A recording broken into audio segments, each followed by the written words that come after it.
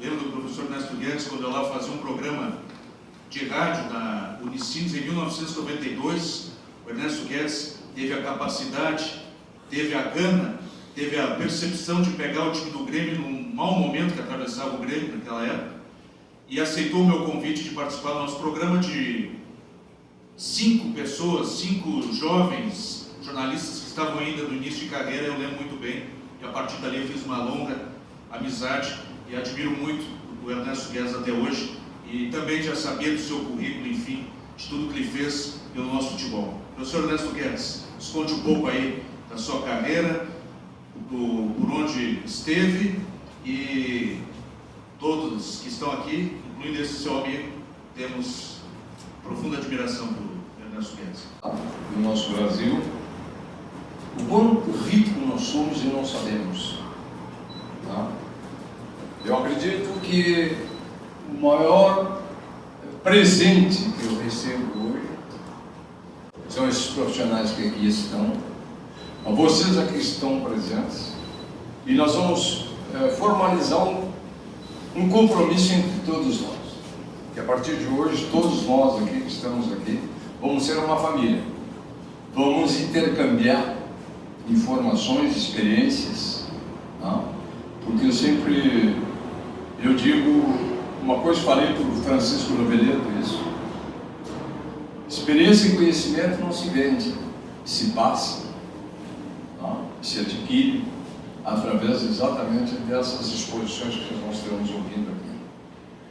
Muita gente do Rio Grande do Sul, talvez, do meio futebolístico, não saiba do currículo do que vocês foram lá buscar na Europa, em países fora do Brasil, tá? E trazer conhecimento para cá, enriquecendo os conhecimentos, o nosso conhecimento.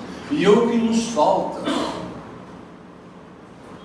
o que nos falta não é o futebol. O futebol é cíclico. Nós não podemos nos comparar com a Europa, com nenhum outro país do mundo, em termos de metodologia de trabalho. Daniel está aqui, o Wilton está aqui, Daniel jogou na Alemanha, tá? Então sabe como são as coisas. Nós tivemos uma Copa do Mundo, eu vou entrar um pouquinho só nisso para depois vir nessa experiência internacional, em que o país passou por uma mudança, uma pretensa mudança, em função da mídia, da imprensa, né? Em que os brasileiros teriam que viajar para aprender lá fora, ir na Alemanha. Só que o grande fruto, a grande fruta, ela dá é aqui no Brasil, que é o jogador de futebol. Lá é cíclico, porque são países pequenos, tá? E que lá quando nasce, não é que nem o Brasil, o homem é símbolo de bola. Então aqui nós temos jogadores, todos os dias cresce o jogador, como cresce a erva daninha. É isso. O que falta é trabalhar essa preciosidade, essa joia que nós somos possuidores disso. O que falta no Brasil é exatamente isso. Por quê? Porque nós temos uma cultura de egoísmo, porque nós mudamos, nós falamos de futebol moderno, mas que futebol moderno é esse? Nós temos umas novas metodologias, nós temos uma série de treinamentos inovadores, de esquemas, uma série de coisas. Mas de que adianta isso? Se infelizmente os nossos dirigentes não são treinadores, tá? Eles não, no fundo, eles não são gestores dos clubes. Eles são de turmas, de grupos. Então falam em futebol dos clubes de empresa. Como que pode ser uma empresa que os sócios só fazem a participação a partir da derrota do outro? Que os grupos se adornam daquilo que é do povo. Então, quando nós não mudarmos a mentalidade de quem dirige, ele que aprenda a raciocinar, porque o que é que nós tivemos aqui no Brasil, para esses todos que estão querendo ser treinadores, vocês que são treinadores, o que é que nós temos no Brasil? Uma mudança do futebol brasileiro sem nenhum tipo de critério. Nós passamos do novo como um vento e voltamos ao velho com a mesma velocidade. Porque nós tivemos aí uma série de treinadores novos em todos os clubes. E dá um pouco nós botamos todos os novos na lata do lixo e vamos buscar os velhos, os mais experientes. Mas como é que se aprende dessa maneira? Como é que se adquire maturidade com pessoas que te dirigem, que são imaturas e sem consciência daquilo que está realizando, sem saber que projeto quer? Muito difícil. Eu comecei a minha carreira com 20 anos, nas categorias de base do Internacional. E você sabe como eu saí do Internacional numa base? Num jogo de futebol, no intervalo do jogo, e que o meu treinador chegou e ofendeu todo mundo. E eu fiz um intervalo, quando ele terminou, eu perguntei assim: o que é que os filhos disso, e isso, daquilo, vão fazer em campo? Tu não falou nada. Como tu não entende absolutamente nada? Eu contigo não jogo mais. Tirei a camisa, botei em cima do banco, fui embora. Imediatamente veio o treinador do Júnior, que eu fosse me apresentar para ele. Eu digo: não, o que eu fiz aqui foi uma indisciplina. E a indisciplina não se dá prêmio. Eu quero sair daqui. E aí fui emprestado para o Gaúcho Passo Fundo. Joguei lá, aquele time que tinha lá, todos os jogadores de larga experiência, e um jovem de 20 anos no meio deles lá. Em 1969 começou a era Beira-Rio. Aí veio um cidadão chamado Ivo Correia Pires, porque é bom que se diga que não vê este do executivo, que só tem que fazer aquilo que o dirigente quer, mas não do que ele estudou, do que ele quer, do projeto que ele faz de futebol. Não, é do lado político a coisa. E tu executa aquilo que o teu dirigente quer, mesmo que seja errado, porque tu passa a ser o empregado dele. E ele te contratou.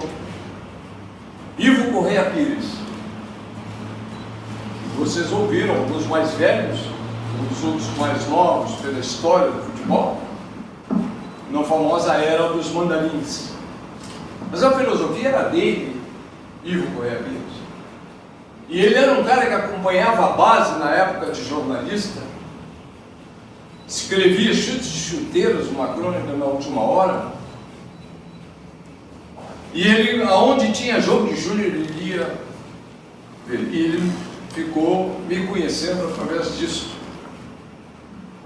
E no momento que o Internacional escolheu uma filosofia e um projeto de fazer futebol, foram buscar treinadores jovens.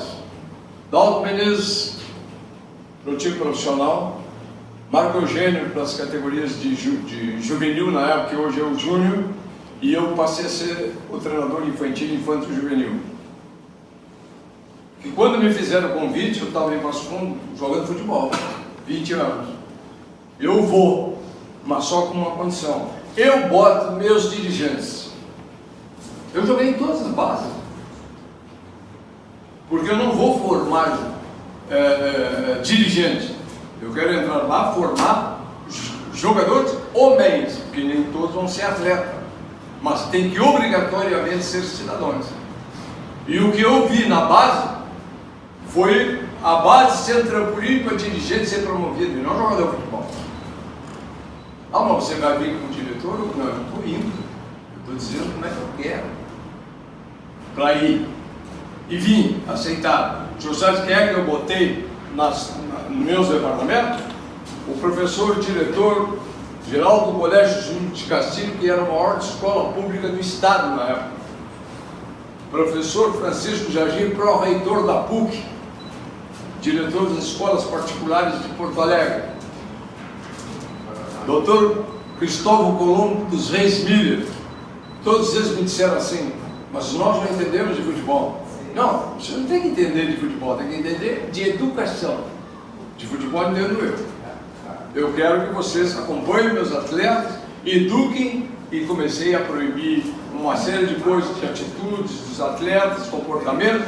E em 1969 eu fiz o Vale Transportes com os atletas. E depois dos treinamentos tinha lanche para que eles fossem para a escola, e todos eles tinham que vir com os boletins, mostrar tudo, frequência e uma série de coisas. O senhor sabe quem são esses jogadores? Vou citar alguns. O meio-campo desse time chamava-se Batista, Falcão e Jair. Hoje o prefeito de Gramado, Bertolucci, foi meu goleiro. O delegado regional do Vale do Sino, Rosalino Constante Seara, era meu ponto esquerdo.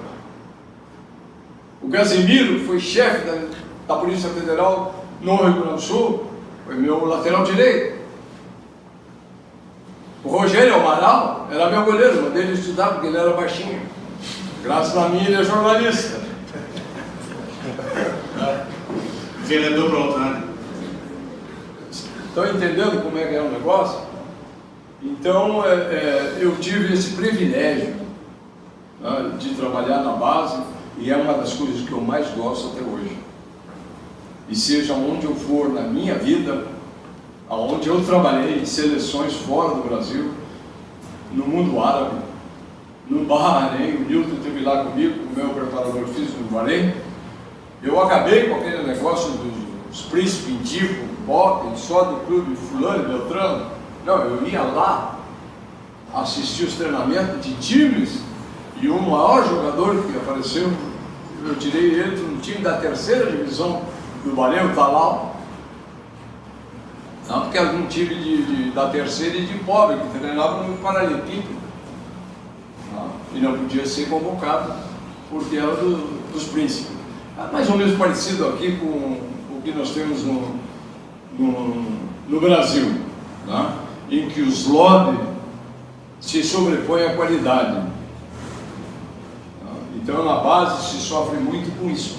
Quem indicou, quem levou. Daniel está aqui, quando jogou em seleção brasileira. E quando eu assumi o Internacional, eu subi o Daniel e uma série de meninos da base.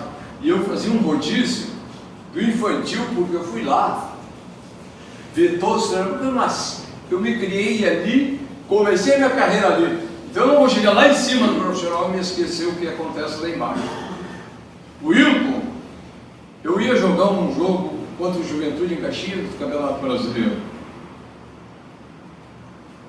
O centroavante do Júnior era o cabeça, né? Fábio. Fui lá no Júnior pedir ele. Mas eu acompanhava todas as categorias. Aí o dirigente do Internacional me disse assim para mim: mas nós temos um jogo importante em Bento Gonçalves. Olha, importante do Júnior em Bento, quer dizer, o Internacional é outro clube. Eu não conversei com ele mais. Fui falar com esse moço. Quantos anos tu tinha, eu? 16. Fui conversar com ele, para ele jogar ao lado do Nelson contra o Juventude lá em Caxias. Fui conversar com ele. Senhor Nelson, eu entrei aqui, chegando ao Luiz também, que é outro jogador aí do exterior, amigo da gente, também jogou, vocês já conhecem, sob maneira.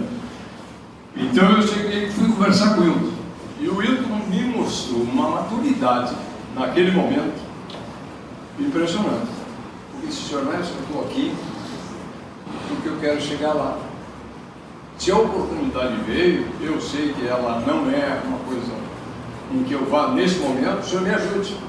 Se eu estou errando uma palavra que me diz, que o senhor vá na minha família e peça, e eu não quero recorte na minha casa, porque eu não quero levar ilusão para a minha família. Mas pode contar comigo. Então o menino de 15 para 16 anos. Digo, não, tu vai jogar comigo, assim. Fui chamado lá na direção do Internacional, estavam todos os diretores da base. Pô, tu está criando um problema para eles, tá lá? Tu pegasse um jogador de infantil para jogar no time profissional. Digo, mas isso aqui não é quartel. E o cara tem que passar de tenente para sargento, cálculo, sei lá o quê. Isso aqui é futebol. E quem arranjou o problema é eles, e eles que resolvam. Isso aqui é um clube de futebol. E quem vai jogar vai ser ele. Entendeu? A maior figura em campo foi ele, fez gol. Ganhou 2-0 de Juventude em Caxias. O gol dele e o gol do Nelson. Daniel também, quantos anos tinha Daniel? E os jornais botaram assim, a creche de Ernesto Guedes. Não? Então, futebol é oportunidade. Na vida tudo é oportunidade.